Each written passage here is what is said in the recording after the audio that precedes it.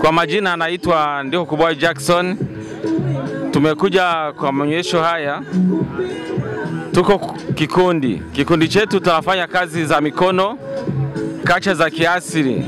Tuna viti vizuri hapa, tunasuka na mikono yetu bila mashini.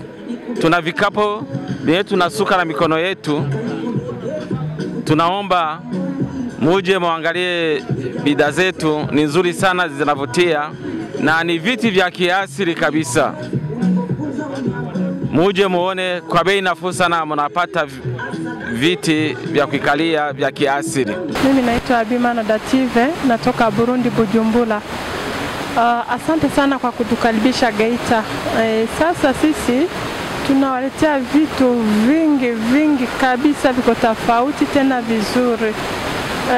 Tunawaletea kama hivi, ni vitu ni vyombo vya asili vya kutumikisha nyumbani.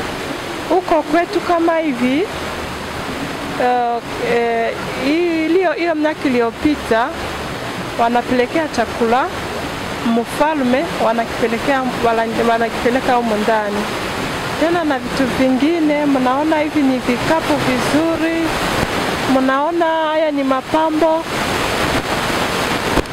ya ukutani. Haya ni pambo nzuri sana. Tena na vingine, tuko na vingine hivi.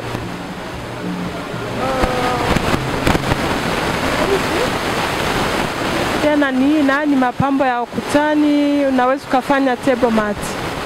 Tuko na vitu vingi sana kabisa. Karibu sana, tunakaribisha watu wa Geita wakuje waangalie vitu vizuri vinatoka Burundi.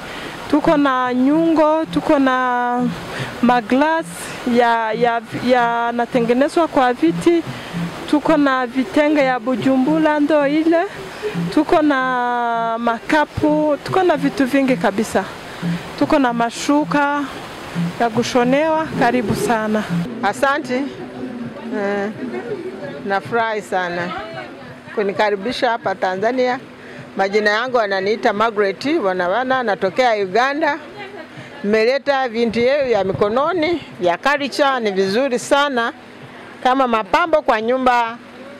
Nataka mkuje muone mapambo hii, mnitembelee, mnunue, ni mzuri.